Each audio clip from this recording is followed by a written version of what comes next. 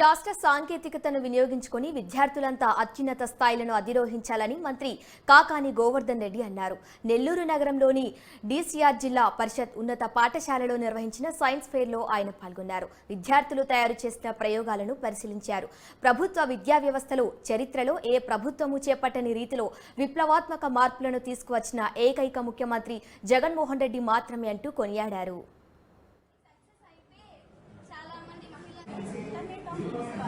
ఫోన్లో మనం wifi connect చేసుకొని అక్కడ సిగ్నల్స్ లోపల ఏం జరుగుతుందో మనం తెలుసుకోవచ్చు.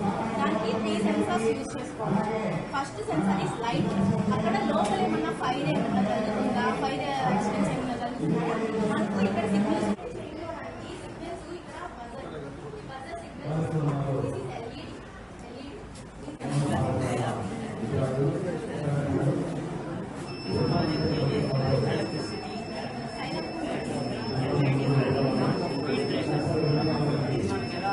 విద్యా వ్యవస్థ గురించి నా ప్రసంగాన్ని ప్రారంభించే ముందు ఈరోజు మనం మహనీయుడు ఎంఎస్ స్వామినాథన్ గారికి పూలమాల వేసి నివాళులు అర్పించాం.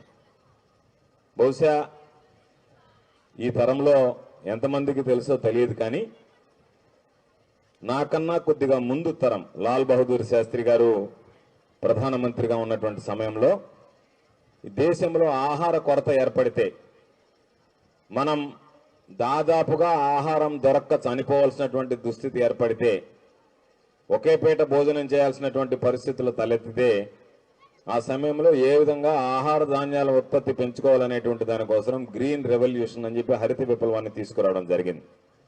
ఆ హరిత విప్లవానికి శ్రీకారం చుట్టి హరిత విప్లవ పితామహుడిగా పద్మవిభూషణ్ ఖ్యాతిగాంచినటువంటి డాక్టర్ స్వామినాథన్ గారు లాంటి వ్యక్తి ఈ దేశంలో పుట్టడం వల్లనే మనందరం 3 పూట్ల భోంచేస్తున్నాం అనేటువంటి విషయాన్ని ఈ సందర్భంగా ఒక్కసారి గుర్తుంచుకొని ఆ మహనీయునికి ఘనమైనటువంటి నివాళులు అర్పిస్తున్నాను. అందుకనే ఆయన చేసినటువంటి సేవలకి భారతదేశ ప్రభుత్వం భారత రత్న అనే అత్యున్నత పురస్కారాన్ని ఆయనకు అందించడం జరిగింది. భారత ప్రభుత్వానికి కూడా నా హృదయపూర్వకమైనటువంటి కృతజ్ఞతలు తెలియజేస్తున్నాను. అదేవిధంగా ఈరోజు విద్యా వ్యవస్థను గురించి నా ముందు మాట్లాడినటువంటి వ్యక్తులు చాలా విషయాలు చెప్పారు. ఇది దేశంలోనే ఆంధ్ర రాష్ట్రానికి సంబంధించి ఈరోజు ముఖ్యమంత్రి గారు తీసుకుంటున్నటువంటి అనేక రకాలైనటువంటి నిర్ణయాలు ఈరోజు విద్యారంగ అభివృద్ధికి తోడ్పడుతున్నాయని చెప్పడంలో ఏమాత్రం సందేహం లేదు అని చెప్పి మీ అందరికీ తెలియజేస్తున్నాను.